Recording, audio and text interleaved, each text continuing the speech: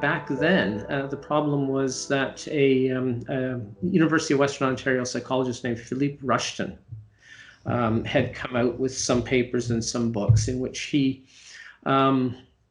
said and tried to defend the claim that blacks are less intelligent, more lascivious, and less family-oriented than whites, who are less intelligent, more lascivious, and less family-oriented than Asians. So this was the upshot of his research. And there were cries from many quarters that he be fired from his position as a professor. Do Asians include brown people? Just so that I know, just like Indians? No, I have no idea. I'm not a scholar of his so I want to know where I stand on this. You're Indian, right? Well, my background, like 200 years ago, I'm from Trinidad, so West Indian.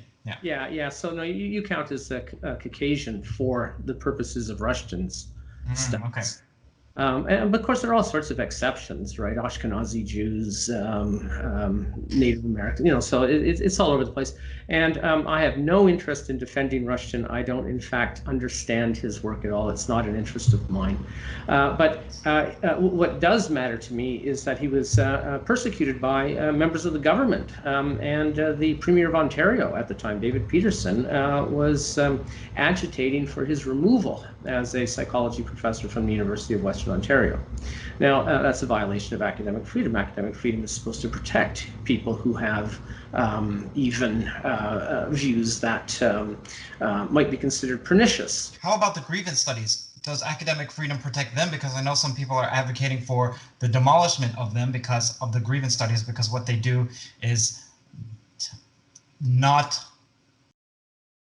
let's say, tenable when it comes to how the other fields of university legitimate their studies. Yeah, I think that the professors in Grievance Studies, whatever they are and should be free to conduct the research and disseminate the results of their research. I don't think that there ought to be institutional pressures against them. Now, if their work is shoddy, it should be criticized. And one of the corollaries of academic freedom is that we academics have a responsibility to engage in critical discussion with our colleagues, especially if we think that they're mistaken or trite or whatever. So I embrace the critical discussion of grievance studies, but I don't think there should be institutional forces against grievance studies. Now, if professors and students move away from these departments, then those resources, the university might decide to use those resources in other ways, and that's for them to do. But no, grievance studies departments ought not be shut down just because people are dissatisfied or dislike what's coming from them. What about it? That it's not just because people are dissatisfied, but because the arguments they put forward are specious and they don't do the work that they purport to do, and it's not. How about that's good enough for now? How about for that reason? I'm not advocating for it. I'm just the devil's advocate. But that's let us criticize for that, and if the scholars in those areas change their minds, so much the better for the work of critical discussion.